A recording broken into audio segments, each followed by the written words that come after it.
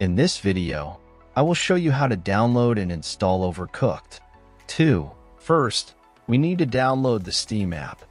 Open your Google Chrome and search for store.steampowered.com. Link in description. Click on the Install Steam button on this page. Once you've done that, at the top right corner of your screen, click on the .exe file and open it. Complete the installation, and once finished, open your Steam app. In search bar, type Overcooked. And drop down you will see the game. If not, check video in description.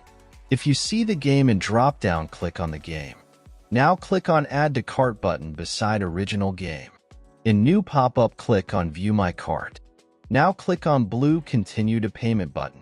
In payment methods, select your preferred payment method and proceed. After you're done with payment, next steps I will show with game I already own. After completing the purchase, go to your library. You can use the search box to find game you just bought or navigate directly to the games category. Next step I will show on game I own. First, click on the game you want to play. Now click Install. Complete installation process. When installation completed, click to play, and that's all. Thanks for watching. Subscribe and help reach 1,000 subscribers mark so I can make more tutorials.